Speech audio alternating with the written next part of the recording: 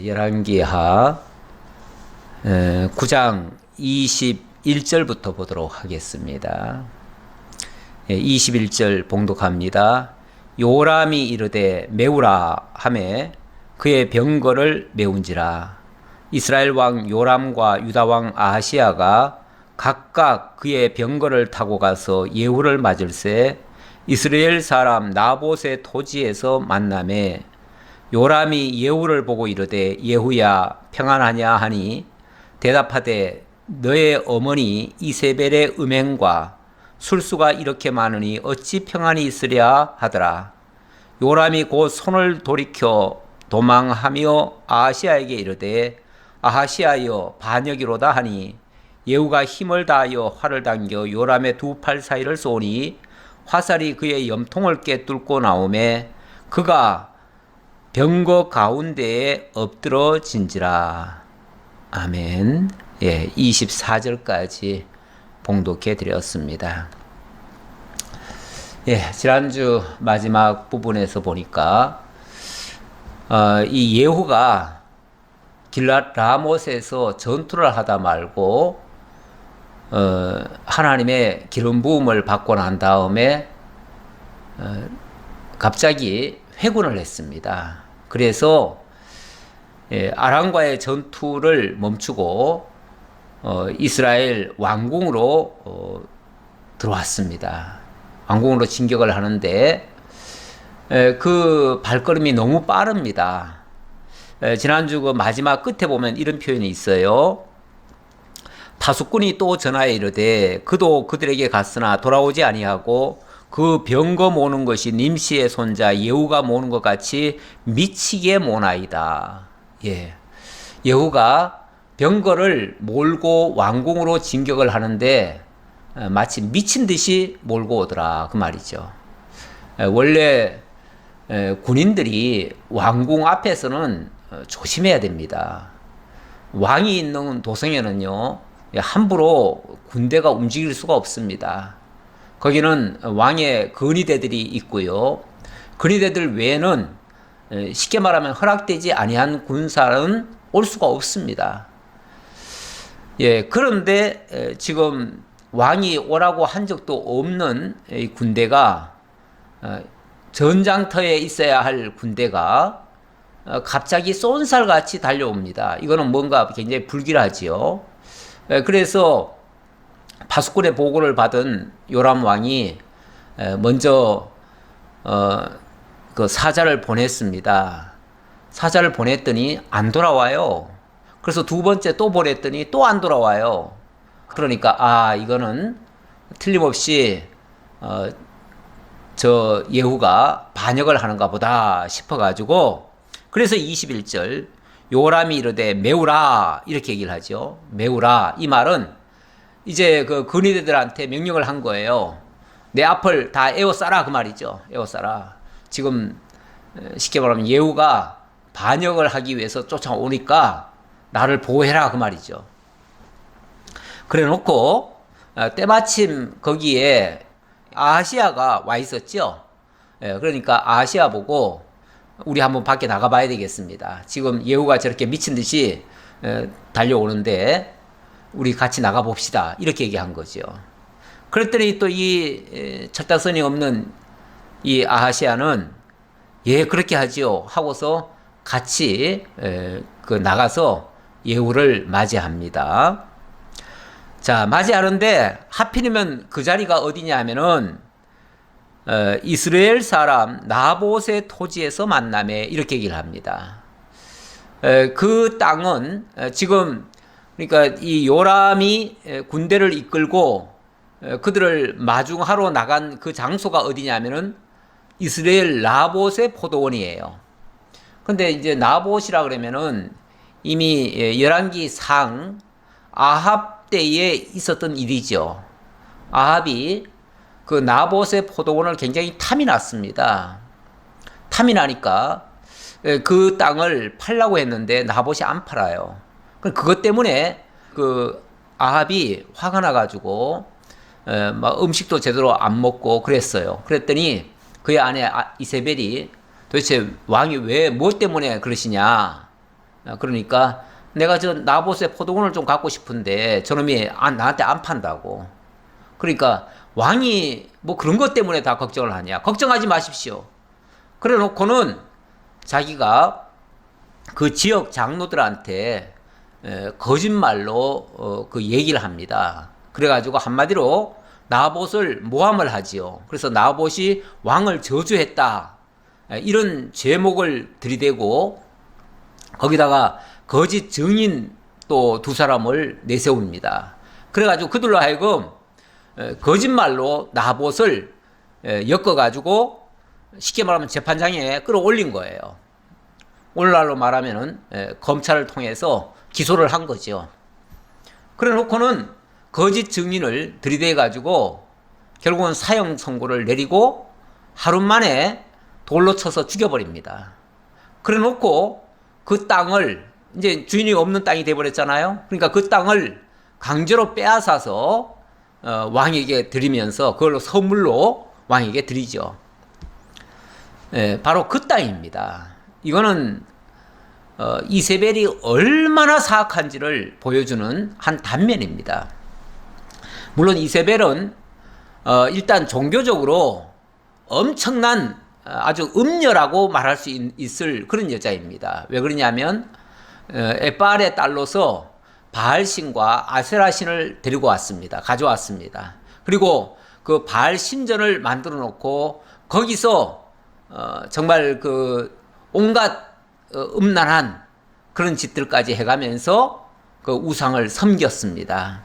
그래 놓고 그 잘못을 지적하는 하나님의 선지자들, 하나님의 종들은 닥치는 대로 다 잡아 죽였습니다. 그래가지고 그 당시에 하나님을 전하는 사람은요 완전히 씨가 말랐어요. 그 정도로 정말 여호와를 증거하는 자들은 자취를 감춰버렸어요. 자, 그렇게 했고 도덕적으로도 이렇게 아주 악한 거죠. 남의 재산을 자기 목적을 위해서라면 수단 방법 가리지 않고 강탈하는 아주 무자비한 그런 여자였습니다. 그리고 원래 그 우상을 섬기는 종교들은요 다 음란해요. 여기 본문에도 그런 표현이 나오는데요. 음행이 있었다 그런 얘기를 하는데 우상을 섬기려고 하면 우상신들은 희한하게 아주 정말 참 안 좋은 그런 음란한 것들을 좋아하는 것 같아요. 우상신들이 그런 것 같아요. 그거는 뭐 어찌 보면은 인간의 본성이 거기에 담겨져 있는 거죠. 우상이라고 하는 게 뭐 원래 실체가 있습니까? 없지요. 인간들이 자기들의 욕망을 거기다가 투영을 시킨 거죠. 그렇게 해서 만들어 놓은 형상이다 보니까 인간의 그 아주 정말 더럽고 추한 그런 모습들이 그 신의 이름으로 등장을 해가지고 인간에게 그것을 욕구를 실현하도록 그렇게 만듭니다. 그러다 보니까 음행하는 일까지 등장을 해요. 예.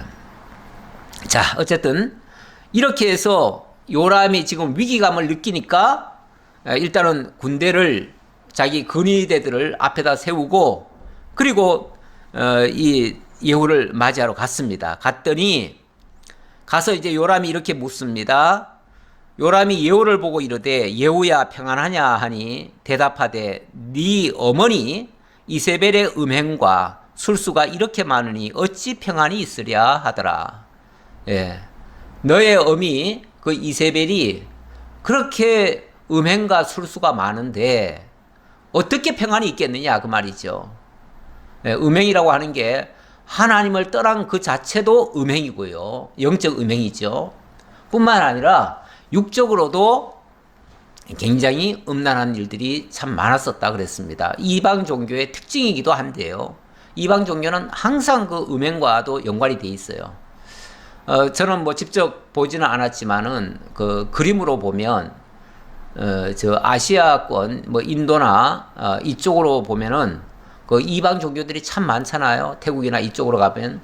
근데 그 이방 신전에 보면은 굉장히 음란한 그림들이 그 조각화돼 가지고 부조로 만들어져 가지고 그 신전 앞에 이렇게 다 둘러져 있습니다.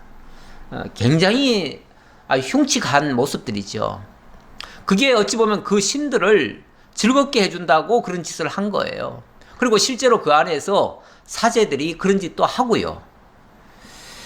예, 이런 식으로 우상을 섬기는 종교들은 거의 공통적으로 그렇다고 봐야 됩니다. 예, 거기에 음행과 술수가 이렇게 많았다. 술수, 다시 말하면 목적을 위해서라면 수단 방법 가리지 않는 행위들이 많이 일어났었다 그 말이죠. 그 대표적인 케이스가 바로 나봇의 포도원 사건입니다.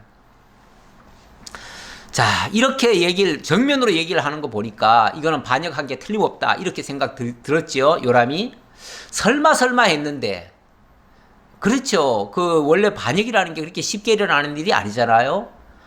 막강한 군권을 가지고 있는 왕을 상대로 해서 그것도 대낮에 몰래 밤에 시해를 하고 이렇게 하는 예는 있지만은 정면으로 대낮에 왕궁으로 침입을 해 오면서 이렇게 쿠데타를 하는 예는 별로 없습니다. 그렇게 했다가는 웬만하면 다 죽지요. 어림도 없지요. 성공률이 굉장히 낮습니다. 그럼에도 불구하고 이렇게 하는 걸 보니까 이 요람이 완전히 기가 질려버렸어요. 그래가지고 요람이 곧 손을 돌이켜 도망하며 아시아에게 이르되 아시아여 반역이로다 하니, 그렇게 말을 해놓고는 도망을 갔다 그랬습니다. 도망을. 곧 손을 돌이켜 도망하며 아하시아에게 이르되 이렇게 얘기했죠. 그러니까 도망을 쳤다. 자기 한 목숨이라도 살겠다고 도망을 친 것 같습니다. 원래 왕이요, 가장 위급할 때는 가장 앞장서서 자기가 그 모든 위험을 자기가 끌어안아야 됩니다. 원래 왕의 위치가 그렇습니다. 원래 지도자는요, 항상 위험이 있을 때 제일 앞장서서 자기가 그 위험을 감수를 해야 됩니다. 그래야 모든 사람들이 자기를 믿고 따라올 거 아니겠어요?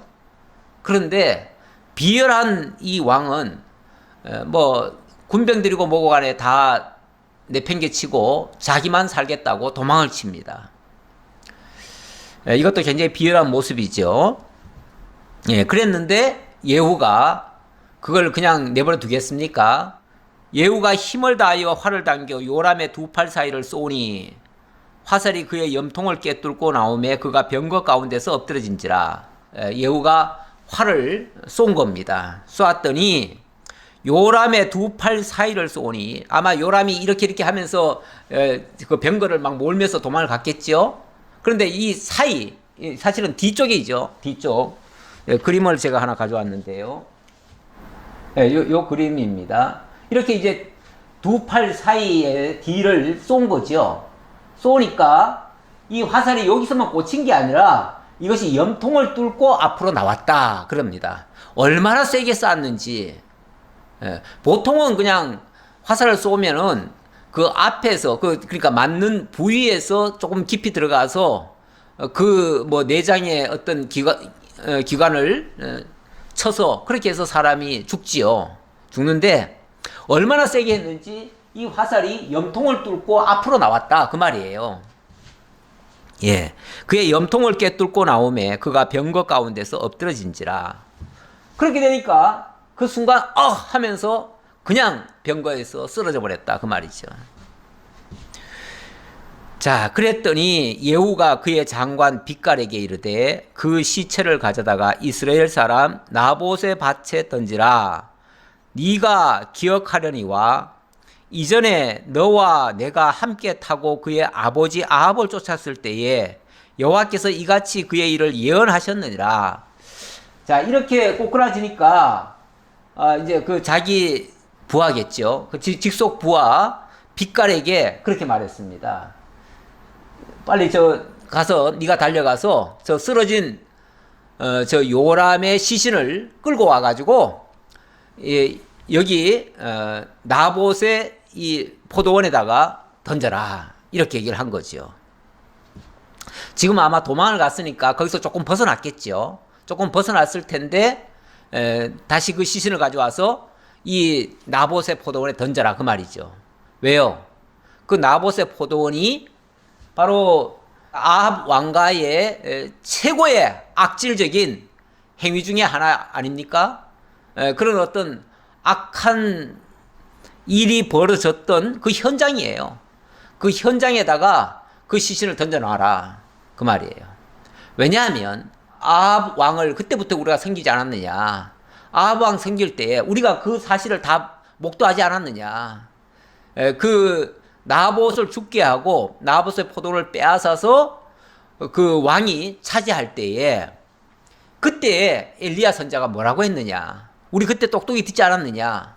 그때 엘리야 선자가 이렇게 말했다는 거죠. 26절 여호와께서 말씀하시기를 내가 어제 나봇의 피와 그의 아들들의 피를 분명히 보았노라. 여호와께서 또 말씀하시기를 이 토지에서 너에게 갚으리라 하셨으니 그런즉 여호와의 말씀대로 그의 시체를 가져다가 이 밭에 던질지니라 하는지라. 예, 하나님께서 엘리야 선자를 통해서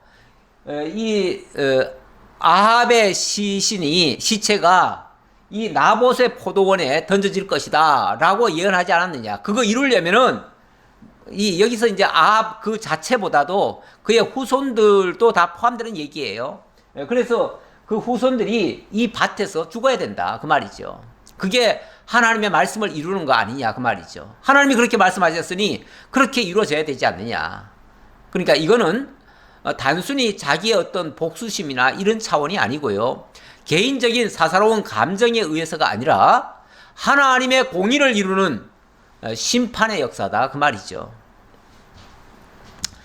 자, 그렇게 해서 이 요람이 결국은 비참한 죽음을 죽었습니다.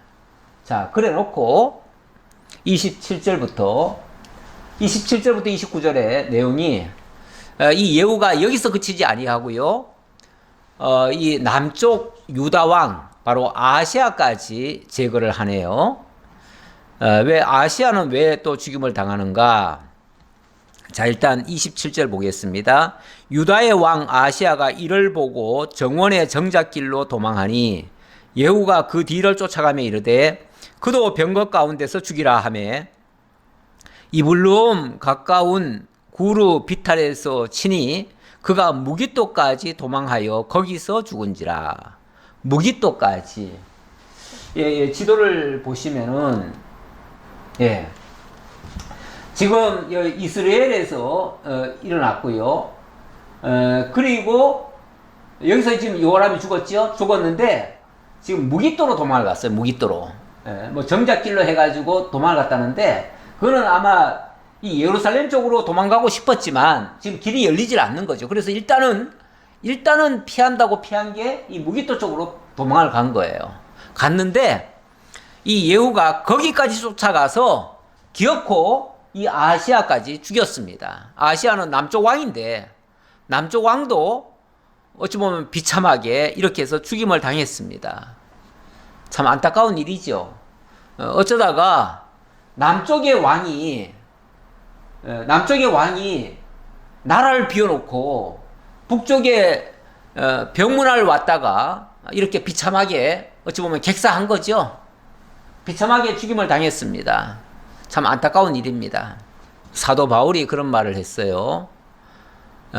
그리스도와 벨리알이 어찌 함께 할 수 있느냐. 너희는 믿지 않는 자와 멍에를 같이 매지 말라. 믿지 않는 자와 멍에를 같이 매면 결국은 같이 망한다. 이런 투의 말씀이죠. 지금 요람은 하나님을 믿지 않는 사람입니다. 오히려 우상을 적극적으로 섬기던 사람입니다. 그런 자가 지금 뭐 아프다고 해서 그것을 위로하는, 물론 뭐 위로는 할 수 있겠죠. 있지만 좀 지나쳐요. 얼마나 지나치냐면요. 사실은 여기서 그친 게 아니고 좀 이따가 보면은 이 아시아의 형제들까지도 오거든요. 왕이 먼저 도착을 하고 형제들은 뒤따라 도착을 합니다. 뒤따라 도착을 하는데 뒤따라 도착하다가 다 죽어요. 그들도. 그런데 그 형제들이 몇 명이냐 하면은 무려 42명이나 돼요.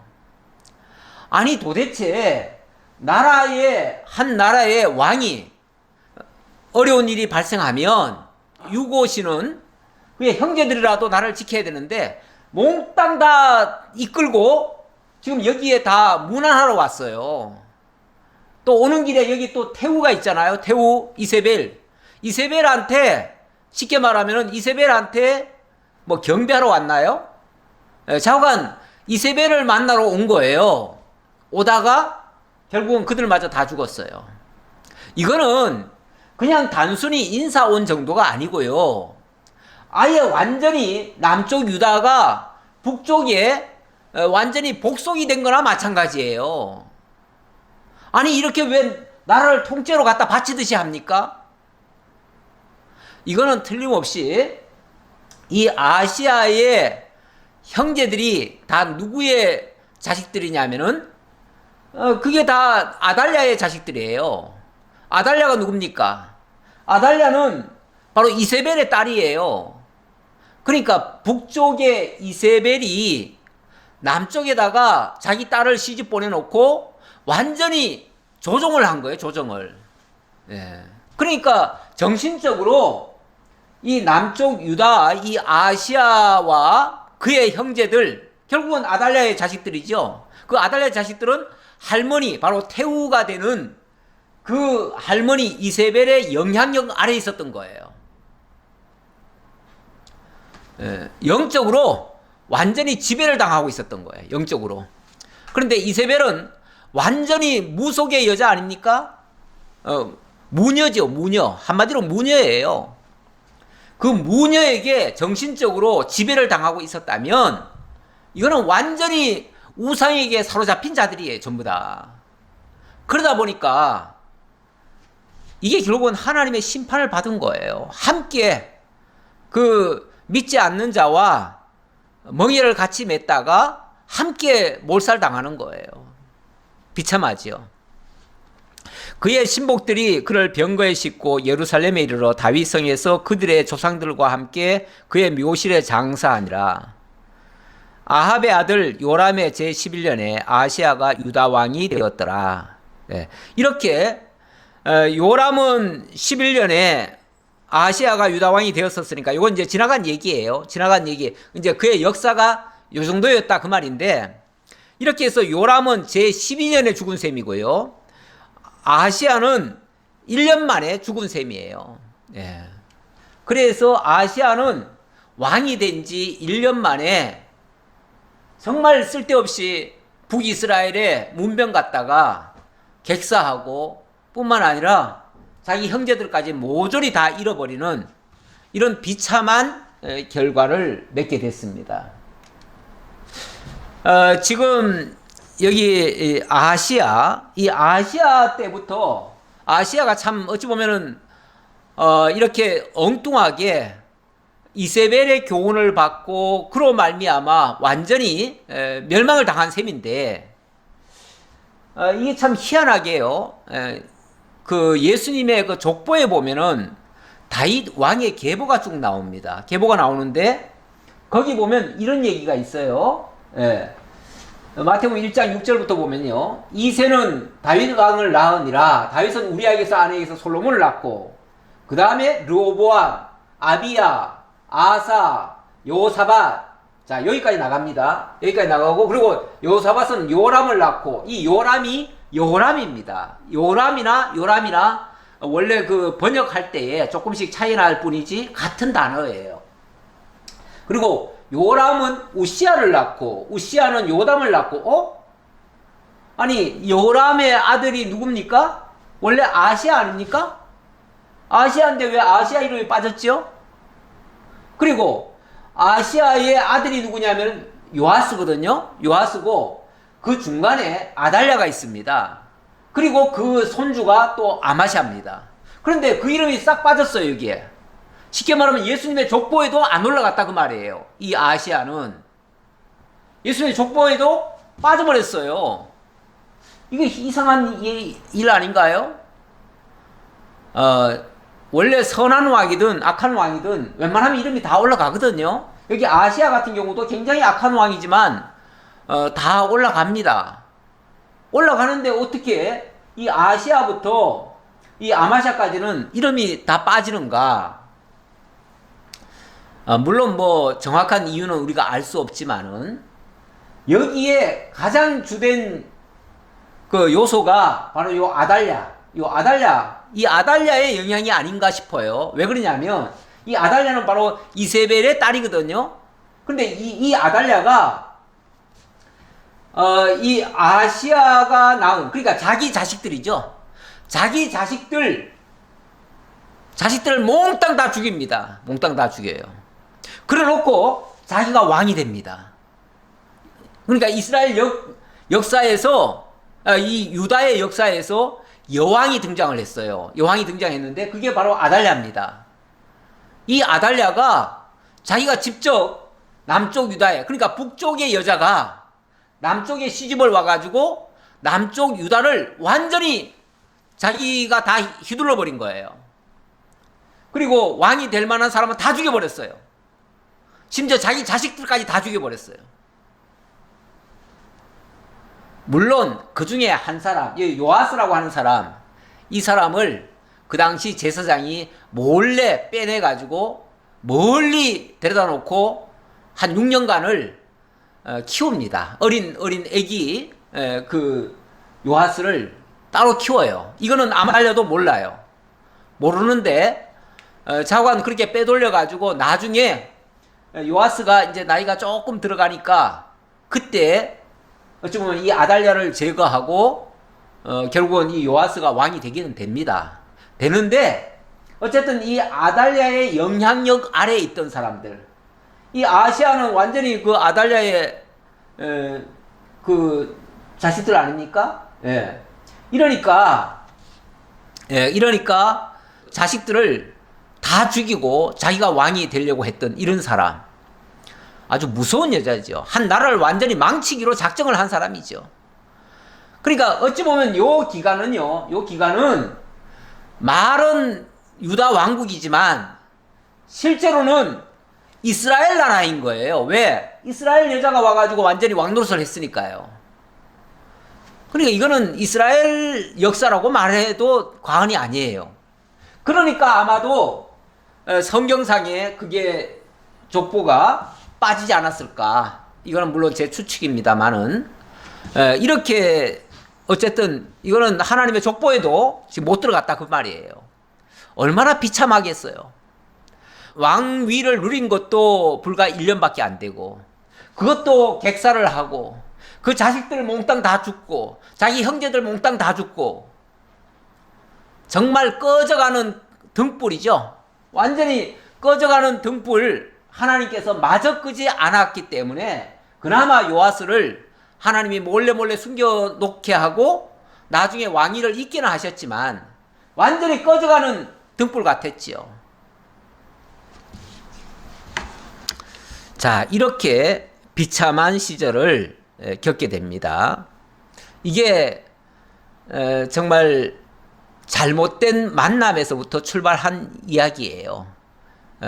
함께 멍에를 매지 말아야 될 자와 멍에를 맸다가 이 지경이 됐습니다. 자, 그리고 나서 30절입니다. 30절. 자, 30절에 예후가 이스라엘에 오니 이세벨이 듣고 눈을 그리고 머리를 꾸미고 창에서 바라보다가 예후가 문에 들어오매 이르되 주인을 죽인 너 시므리여 평안하냐 하니. 이거는 어찌 보면 지금 이세벨이 이 예후를 조롱하는 거죠. 조롱하는 거예요. 이세벨이 듣고 눈을 그리고 머리를 꾸미고 창에서 바라봤다. 이거는 아마도 자기 그 아들 왕 요람이 죽고 이렇게 비참하게 지금 쿠데타가 일어나가지고 이런 현실에 대한 어떤 슬픔을 표현하느라고 눈을 그리고 뭐 이렇게 한 것 같아요. 머리를 꾸미고. 원래 뭐 슬픈 일을 당하면은 원래는 머리를 꾸미는 건 아니죠. 머리를 꾸미는 건 아니고 오히려 머리를 다 풀어 헤치죠. 그리고 뭘 또 그리는 것이 아니라 오히려 생응 얼굴로 원래는 보이는 거죠. 그런데 워낙 이 무속에 찌든 여자다 보니까 아마 그 행동이 좀 남달랐던 것 같아요. 그렇게 행동을 하면서 예후가 이제 들어오는 장면을 보고는 예후에게 마치 저주를 퍼붓듯이 얘기를 하는 겁니다. 주인을 죽인 너 시므리요 평안하냐? 이렇게 얘기를 했네요. 이제 예후인데 예후를 시므리라고 이렇게 표현을 하네요. 이제 전에 그 반역자 시므리가 있는데 아마 이 반역자여 이런 뜻 같아요. 이 반역자여. 네 주인 죽여놓고 너는 마음이 편하냐? 뭐 이런 뜻이에요. 그러니까 이게 진짜 평안을 구하는 샬롬이라고 하는 그런 인사말이 아니고 너 네 왕을 죽여놓고 네 마음은 평안하냐? 이런 식의 어떤 조롱이죠. 그랬더니 예후가 얼굴을 들어 창을 향하고 이르되 내 편이 될 자가 누구냐? 누구냐? 하니 내시가 예후를 내다보는지라. 이 이제 예후가 그 창 쪽을 바라보면서 소리를 질렀어요. 거기 내 편 될 사람 누가 있느냐? 그 말이죠. 내 편이 될 사람은 얼굴 보여라. 그 말이죠. 왜 그러냐면 아마 이 말 끝에 이런 얘기도 했을 거예요. 만약에 지금 내 편에 서지 않는다면 내가 들어가는 순간 너희들 다 죽을 거다. 내 편을 서는 자가 있다면 내가 그는 살려둘 것이다. 뭐 이렇게 얘기했을 수도 있어요. 그러니까 내시들이 얼굴을 내밀면서 이제 편 들겠다. 뭘 어떻게 원하느냐. 뭐 이렇게 얘기한 그런 이제 뜻으로 내다봤겠죠. 그랬더니 이르되 그를 내려 던지라 하니 내려 던짐에 그의 피가 담과 말에게 튀더라. 예후가 그의 시체를 밟으니라. 내 편 될 자가 누구냐 하니까 내시들이 얼굴을 내밀었어요. 내미니까 그렇다면 너희들이 내 편이 되려면은 그 여자를 저 창밖으로 내던져라. 이렇게 얘기한 거예요. 그랬더니 이 내시들이 조금 전까지 태우마마 태우마마 하고서 그렇게 공경하던 그렇게 섬기던 자기 뭐 주인이죠. 내시한테는 그 태우가 주인이죠. 그런데 자기 주인을 갖다가 내던져 버립니다. 바깥으로. 사람들이 죽을 지경 되면요 자기부터 살겠다고 죽은도 내버리는 경향이 많습니다. 그래서 어떤 어려움이 오거나 좀 불리한 상황이 되면요 배신 행위들이 많이 일어납니다. 세상에서도 그렇습니다. 그래서 조금 이렇게 정세를 돌아가는 걸 봐가면서 지금 좀 위기다 싶으면요 배신들을 하기 시작합니다. 그래서 각종 그 불의한 일들이 다 튀어나오죠. 그동안의 감정들도 다 튀어나오죠. 그러다 보니까 어느 순간에 그 정권을 휘두르던 그런 정치가들 아주 센 그런 정치가들 속에서도 어느 순간부터는 막 배신자들이 쏟아져 나오기 시작해요. 그래서 솔직히 말하면은 세상에서 사람 믿고는 살 수 없습니다. 사람은 언제든지 변할 수 있습니다. 자기 입장만 곤란해도 변합니다. 어려운 지경 되면요 책임 다 미루고 그리고 자기는 살겠다고 침몰해 가는 선에서는요 그 배에서는요 다 뛰어내려요. 뛰어내리고 아니면은 거기에 만약에 한 사람을 죽여야 된다 하면은 자기가 모시던 주군이라도 죽이고 자기는 살겠다고 할 거예요. 그게 세상입니다. 세상 인심이 뭐 대단한 줄 알지만 그냥 바람 앞에 촛불 같은 거예요. 언제 꺼질지 모르고 언제 배신할지 몰라요. 그래서 세상에 사람을 믿고 살 수는 없습니다. 그래서 사람은 참 연약하고요. 언제라도 가변적일 수 있기 때문에 그래서 사람은 사랑할 바지 믿을 바는 못 된다고 합니다. 연약하니까 우리가 힘 있을 때 도와는 주고 돌보고 끝까지 사랑을 할 수 있지만 거기에 큰 기대를 할 수는 없습니다. 기대하다가는 오히려 실망할 때가 더 많아요.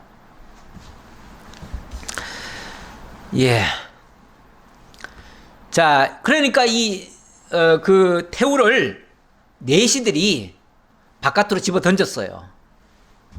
이게 지금 그 그림입니다. 여기 지금 위에서 이 이세벨을 내어 던졌죠. 던지니까 지금 여기 병거를 타고 가잖아요. 병거 타고 가는데 그 시신을 그냥 밟고 지나가 버리는 거죠. 던지는 순간 아마 여기 지금 그림으로는 뭐 2층에서 떨어지는 것 같지만은 아마 더 높은 데서 떨어지지 않았을까 싶어요. 아주 높은 데서 만약에 떨어지면 그냥 사지가 다 찢겨져 나갑니다. 막 그래서 이 표현이 그렇게 나오지요. 그의 피가 담과 말에게 튀더라. 이미 땅에 떨어지면서 그 피가 막 튈 정도면요, 살이 찢어졌다는 얘기예요. 살이 찢어지면서 피가 막 다 튀니까 담장과 말들에게까지 피가 다 튀어갔다. 그런데다가 또 이 예후가 그냥 밟고 그냥 지나가 버립니다. 요즘으로 말하면 차로 그냥 깔아버린 거예요. 자, 참 비참하지요. 비참한 죽음입니다. 어찌 보면 좀 잔인해 보이기도 하고요. 하지만 인간적으로 참 너무 잔인하지 않느냐 이렇게도 볼 수 있지만 그동안 이 이세벨이 한 짓에 비하면은 이것도 가벼운 형벌일 수도 있습니다. 왜 그러냐면 이세벨이 얼마나 그동안 악랄하게 했습니까? 완전히 이스라엘이라고 하는 나라 전체를 다 말아먹은 거 아닙니까? 이스라엘 나라에다가 바알과 아세라신을 가져다가 전 그 백성들을 다 오염을 시켜버리고 다 음란하게 만들어버리고 뿐만 아니라 거기다가 그 나봇의 포도원 사건처럼 그렇게 목적을 위해서라면 수단방법 가리지 않았지 않습니까? 거기다가 만약에 바른 소리 하는 선자들이 있으면 다 잡아 죽이지 않았습니까? 죽일 때 얼마나 잔인하게 죽였겠습니까? 그거에 비하면 자기는 지금 한 사람 지금 당하는 건데 어찌 보면 그 많은 사람 수많은 하나님의 의로운 자들을 잡아 죽인 그 죄에 비하면은 이 정도 형벌은 가벼운 겁니다. 어찌 보면은. 자, 그래 놓고 예후가 들어가서 먹고 마시고 이르되 가서 이 저주받은 여자를 찾아 장사라 그는 왕의 딸이니라 하매. 자, 일단 예후가 그렇게 하고 이제 왕궁 안으로 들어갔습니다. 들어가서 이제 왕궁에 이제 왕궁을 접수한 거죠. 접수를 하고 나서 거기서 먹고 마셨다 이렇게 얘기를 합니다. 쉽게 말하면은 얼마나 그동안 이제 지치게 지금 뛰어왔겠습니까? 그렇게 해놓고는 이제 우선 기운 차리기 위해서 우선 자기부터 먹고 그리고 나서 가만히 생각하니까 지금 밖에 시신이 그대로 지금 널브러져 있을 거 아닙니까? 그러니까 그거 꼴배기도 싫으니까 빨리 그거 거두어다가 장사 치러줘라. 그래도 명색이 뭐니까요? 왕의 딸이니라 하잖아요. 원래 그 에빨 시돈 왕의 딸이거든요. 그러니까 그래도 왕의 딸이니까 그냥 예우해줘라. 장사라도 지내줘라 그 말이죠. 원래 저주받은 시신은요 장례도 제대로 못 치러줍니다. 그래서 길거리에 내버려 두면 정말 개들이 먹고 저 들판에 던져지면 공중에 새들이 먹습니다. 그것도 물론 장례의 한 방법이긴 하지만 이거는 정말 저주받은 하나의 상징이죠. 그런데 그래도 왕의 딸이니까 예우해줘라. 그러니까 예후가 크게 이제 인심을 쓴 거예요. 가서 그래도 장이라도 치러줘라. 그랬어요. 그런데 가서 장사하려 한즉 그 두골과 발과 그의 손 외에는 찾지 못한지라. 그런데 가보니까 아마도 그 살덩어리들이 다 짓니게 졌을 거 아니겠어요? 그런데 이제 장례를 치러주려고 가보니까 현장에 살덩어리들이 하나도 없어요. 그리고는 그의 그 두골, 그러니까 머리죠. 머리뼈와 또 손발목, 이것만 있어요. 쉽게 말하면 뼈만 앙상하게 있는 거예요. 뼈. 그러니까 개들이 먹지 않는 뼈들만 있고 나머지는 개들이 다 먹어버렸어요.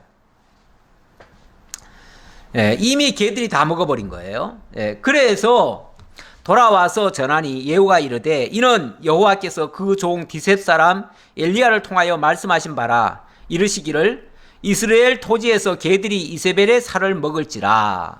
예.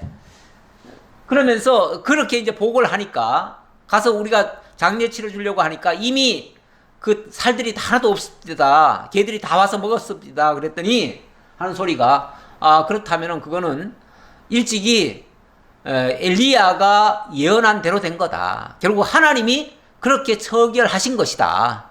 하나님이 심판하신 것이다. 그 말이에요.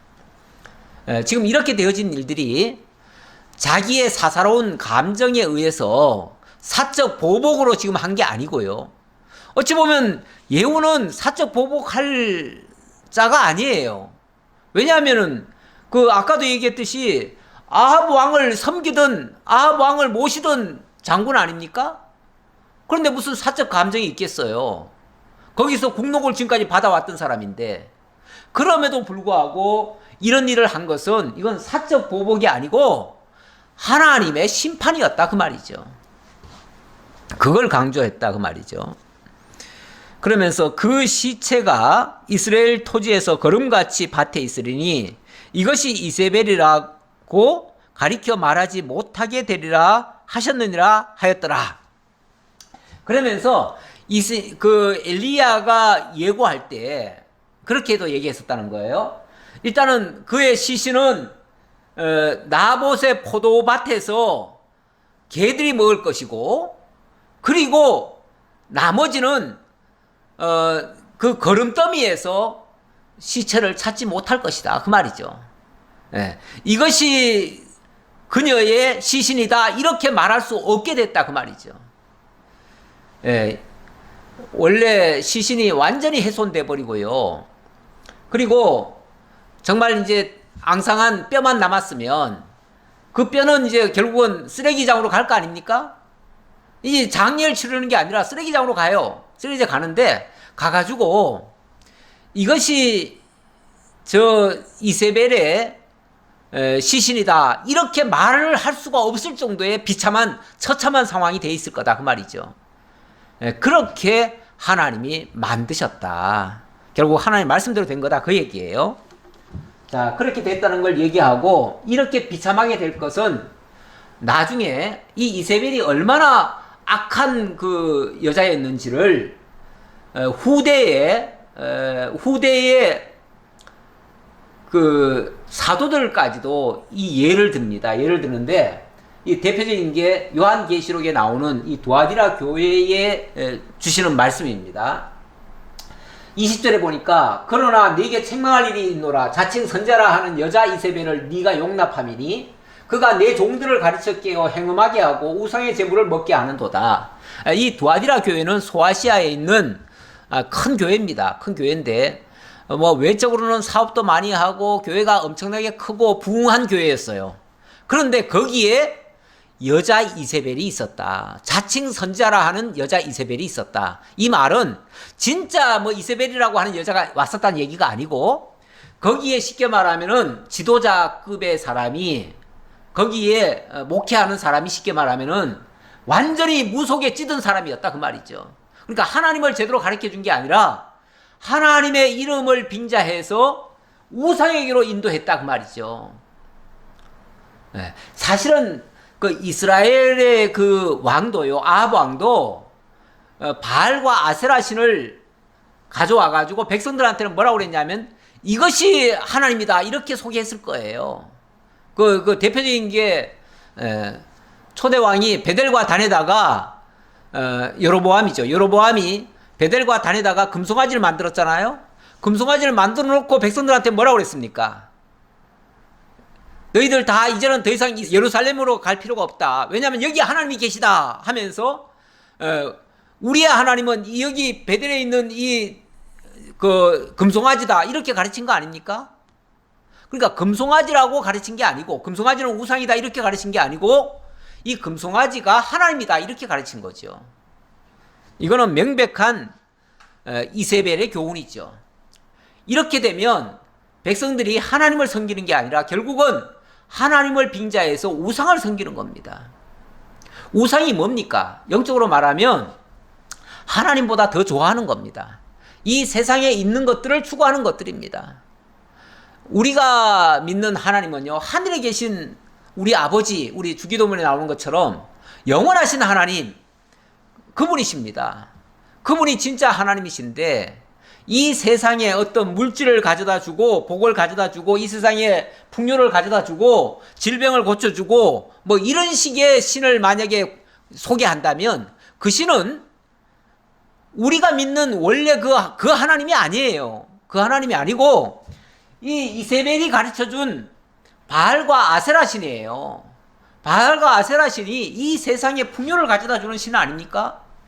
그러니까 그런 교훈으로 만약에 교회를 하게 되면 결국은 성도들을 다 행음하게 만드는 꼴 아니냐 그 말이죠. 우상의 재물을 먹게 하고 행음하게 하는 거 아니냐. 그러니 그거는 심판을 받게 된다 그 얘기예요. 그 심판은 비참하게 될 것이다. 이렇게 예언한 말씀과 같은 이치가 되는 거죠. 자, 그리고 이제 10장으로 넘어갑니다. 10장에 넘어가면 10장 1절로 11절에서 예후가 아합의 아들들까지도 다 죽입니다. 뿐만 아니라 또 예후가 유다 왕의 형제들까지도 다 죽입니다. 자, 어찌 보면 무자비한 살육전이 또 벌어집니다. 여기서 끝나는 게 아니고요. 아합의 아들 70명이 사마리아에 있는지라 예후가 편지들을 써서 사마리아에 보내서 이스라엘 귀족들 곧 장로들과 아합의 여러 아들을 교육하는 자들에게 전하니 일렀으되, 이 아합의 아들이 70명이라네요. 아들이 70명이면요 사실은 또 딸도 한 70명 있다고 봐야 돼요. 그러면은 그 자식들이 한 100명이 넘어요. 100명이 넘는다면은 얼마나 많은 아내들을 또 거느렸겠습니까? 그러니까 육적으로 말하면은 정말 뭐 풍요를 누리고 목적을 위해서라면 수단 방법 가리지 않고 윤리고 도덕이고 다 필요 없고 종교적으로도 완전히 부패하고 이렇게 누리던 사람입니다. 이렇게 누리던 사람이 남자 그 왕자들만 해도 70명이나 됐다 그랬어요. 70명. 그러니까 70명이니까 70명들이 지금 어찌 보면 각계각층에 지금 곳곳에 지금 포진돼 있을 거 아닙니까? 그런데 그들이 이 왕자들은 보면은요, 그 다 사람들을 붙여놓습니다. 그래서 왕자들이 그 교육을 시키게 하고요, 뭔가 보호도 하게 하고 이렇게 합니다. 그러다 보니까 왕자들 곁에는요, 선생들이 다 있어요. 그리고 또 지도자들도 있고 장로들도 있고 교육하는 자들도 있고 이래요. 그런데 그들에게 이 예후가 편지를 보냈어요. 뭐라고 보냈냐면 2절 너희 주의 아들들이 너희와 함께 있고 또 병거와 말과 견고한 성과 무기가 너희에게 있으니 이 편지가 너희에게 이르거든 너희 주의 아들들 중에서 가장 어질고 정직한 자를 택하여 그의 아버지의 왕좌에 두고 너희 주의 집을 위하여 싸우라 하였더라. 자, 이상한 말을 하네요. 이 예후가 너희들이 다 지금 왕자들을 다 관리하고 있으니 너희들 중에서 제일 어진 왕자 한 사람을 골라가지고 그 사람으로 왕을 세워라. 물론 이게 정상적으로는 평상시 같으면은 그게 맞는 말이에요. 평상시에 예를 들어서 왕이 갑자기 죽었어요. 그러면은 그 자식들 중에서 제일 어진 사람 하나를 뽑아가지고 정말 왕으로 추대를 하지요. 그게 맞아요. 맞는데 지금은 반역 때가 아닙니까? 쿠데타가 일어난 거 아닙니까? 그렇다면 정상적으로 지금 왕을 이렇게 하나 추대할 수가 없어요. 그런데 왜 지금 예후가 이렇게 말을 하죠? 이거는 자기의 진심이라기보다는 어찌 보면 그들에게 한번 테스트하는 거예요. 테스트 해가지고 너희가 만약에 우리 그렇게 하겠습니다 하고 왕자를 하나 세우면 어떻게 되겠죠? 그 왕자와 이 예후가 정면 충돌을 하게 되겠죠. 이렇게 되면은 이게 나라가 수습이 되는 게 아니고 또 이제 내전이 일어나겠죠. 그렇게 하려면 하고 아니면은 내 편 들으라 이 말이에요. 내 편 들으라. 아마 그 후자의 말일 거예요. 후자의 뜻으로 이 말을 했을 거예요. 그랬더니 그들이 심히 두려워하여 이르되 두 왕이 그를 당하지 못하였거든 우리가 어찌 당하리요 하고. 예. 이 말 앞에 그 장로들이나 그 선생들이 깜짝 놀란 거예요. 야, 이거는 분명히 우리를 테스트한 거다. 만약에 이 예후가 이미 두 왕을 다 죽였는데, 북쪽 왕도 죽였지 남쪽 왕까지 죽였는데, 그런데 우리가 어떻게 감당하냐. 우리는 감당할 수가 없다. 만약에 이 말대로 했다가는 우리 다 죽는다. 이렇게 생각한 거죠. 그래서 어떻게 해요? 그 왕궁을 책임지는 자와 그 성읍을 책임지는 자와 장로들과 왕자를 교육하는 자들이 예후에게 말을 전하여 이르되 우리는 당신의 종이라. 당신이 말하는 모든 것을 우리가 행하고 어떤 사람이든지 왕으로 세우지 아니하리니 당신이 보기에 좋은 대로 행하라 한지라. 우리는 왕 안 세웁니다. 우리는 왕 세울 수 없습니다. 지금 당신께서 지금 이렇게 나라를 바로 세우려고 이런 역사를 하셨는데 당신이 하셔야죠. 이렇게 이제 얘기했다 그 말이에요. 괜히 거기서 섣불리 나섰다가는 죽습니다. 그러니까 그렇게 안 했다 그 말이죠. 예. 그랬더니 예후가 다시 그들에게 편지를 붙이니 일렀으되 만일 너희가 내 편이 되어 내 말을 너희가 들으려거든 너희 주의 아들 된 사람들의 머리를 가지고 내일 이맘때 이스라엘에 이르러 내게 나오라 하였더라. 왕자 70명이 그 성읍의 귀족들 곧 그들을 교육하는 자들과 함께 있는 중에 편지가 그들에게 이르매 그들이 왕자 70명을 붙잡아 죽이고 그들의 머리를 강주리에 담아 이스라엘 예후에게로 보내니라. 와, 이것도 끔찍하죠? 어떻게 이럴 수가 있죠? 좀 전까지는요, 자기들이 섬기고 받들고 보호해주던 그 왕자들의 선생들이, 왕자들의 관리들이, 아니, 이 편지를 받자마자 곧바로 뭘 해요? 곧바로 그 왕자들을, 자기가 좀 전까지 키우던 그 왕자들을 자기가 자기 손으로 붙잡아가지고 목을 칩니다. 그렇게 하고는 그 머리를 갖다가 바치는 거예요. 예후에게. 이렇습니다. 세상의 인심이 이렇습니다. 어차피 하나님 없는 사람들, 그들은 자기 목숨보다 더 귀한 것은 세상에 없습니다. 정의고 공이고 뭐 사람들 말끝마다 정의 공의 찾지만은 죽음 앞에는요 정의고 공이고 없습니다. 우선 목숨 살고 봐야 됩니다. 배신하라면 배신합니다. 그러다 보니까 가끔씩 옛날에 그 공안 통치할 때는요 가끔씩 그래서 한 사람씩 잡아다가 일부러 겁을 주고 불악지로 심잖아요. 그러면 엊그제까지 동지였던 사람들 다 밀고 하고 다 잡아넣게 하잖아요. 그 대가로 자기는 살고 살 뿐만 아니라 나중에 출세도 하고 자기 출세를 위해서라면 엊그제까지는 동지여 뭐여 하던 사람들이 다 그렇게 합니다. 이게 세상이에요. 세상은 그래서 믿을 것은 못 된다. 어쩌면 제가 오늘 조금 별로 안 좋은 소리를 계속 하고 있는 중이네요. 사자가 와서 예후에게 전하여 이르되 그 무리가 왕자들의 머리를 가지고 왔나이다. 이르되 돌 무더기로 쌓아 내일 아침까지 문 어귀에 두라 하고 이튿날 아침에 그가 나가 서서 뭇 백성에게 이르되 너희는 의롭도다. 나는 내 주를 배반하여 죽였거니와 이 여러 사람을 죽인 자는 누구냐? 그걸 이제 보내왔으니까 그것을 두 무더기로 쌌대요. 70명이나 되니까 70명의 머리들이 다 오니까 이 한 무더기로도 모자라요. 그래서 두 무더기를 쌓아놓고 백성들한테 다 보여준 거죠. 그러면서 너희는 의롭도다. 어찌 보면 이렇게 한 일이 의로운 일이다 그 말이죠. 이게 어찌 보면 잔인무도해 보이지만 잔인무도한 게 아니라 하나님의 심판에 참여한 일이다 그 말이에요. 그런즉 이제 너희는 알라. 곧 여호와께서 아합의 집에 대하여 하신 말씀은 하나도 땅에 떨어지지 아니하리라. 여호와께서 그의 종 엘리야를 통하여 하신 말씀을 이제 이루셨도다 하니라. 이것이 하나님께서 당신이 말씀하신 것을 이루신 것이다. 내가 한 게 아니고, 너희가 한 게 아니고, 너희가 죽인 게 아니고, 하나님이 이렇게 한 거다. 이렇게 어찌 보면 그것에 대한 정당성을 부여한 거죠. 사람은요, 잔인한 일을 하고 나면은 그 일에 쓰임 받고 나면은 너무너무 괴롭습니다. 고통스럽습니다. 그런데 이것이 너희가 했다기보다는 너희가 한 일이 아니고 이건 의로운 일이다. 하나님이 당신의 심판을 지금 너희의 손을 통해서 했을 뿐이다. 그 얘기죠.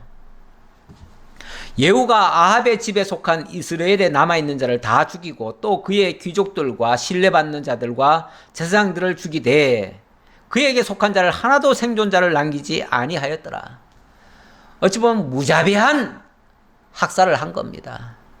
그러면은 이 예후는 정말 천하에 둘도 없는 악인인가? 그런 악한 자인가?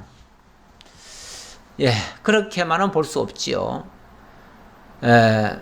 나중에 보면 하나님께서 이 예후를 의롭다라고 인정을 해줍니다, 또. 예. 물론, 나중에 가면은 이 예후마저도, 왕이 이제 왕 노릇을 할 때는 또 실수를 하기는 합니다. 하지만은, 어쨌든, 이 일 가지고는 하나님이 의롭다라고 인정을 해줍니다. 예.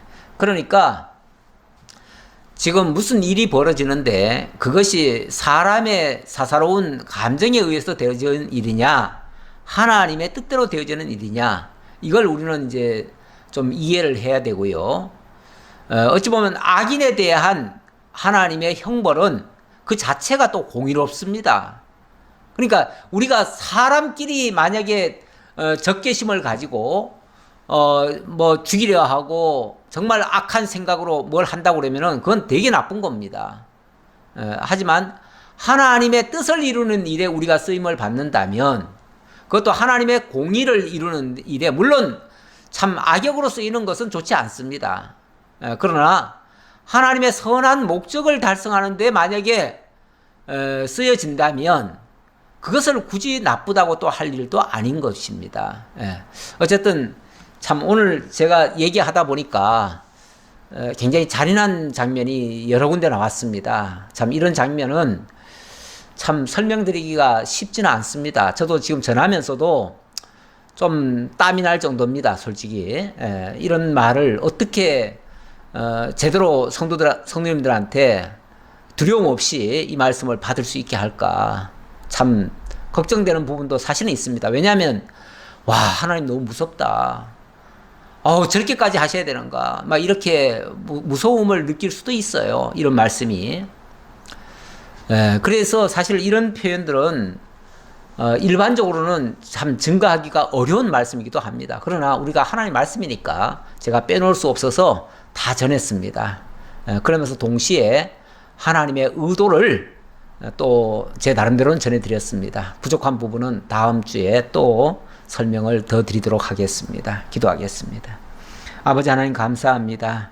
우리 하나님, 저희에게 이 정말 엄청난 일들이 세상에서 벌어지고 있는데 이런 것들이 지나놓고 보니까 다 하나님의 뜻이었음을 다시 한번 또 깨닫게 됩니다. 이것이 우리 보고 하라고 하면 우리는 절대 못할 일입니다. 우리에게 할 수 있는 일이 아니라 하나님이 하시는 일인 것을 저희들은 깨닫습니다. 그리고 악인은 반드시 하나님의 심판대 아래 놓인다는 것을 이 구약의 사건을 통해서 보여주셨습니다. 이 구약의 사건이 오늘 우리 보고 그대로 행하라는 말씀은 절대로 아닌 줄 저희들 압니다. 그러기에 정말 이런 것은 우리가 흉내내지 않도록 인도하시고 우리는 그야말로 하나님의 선한 일에 쓰임받는 선한 일꾼이 될 수 있도록 하나님 인도해 주옵소서. 그리고 정말 오늘 거짓된 평안도 많이 오갔는데 우리에게는 진정한 평화가 있도록 주님께서 함께해 주옵소서. 모든 걸 감사드렸고 예수님 이름으로 기도하옵나이다. 아멘.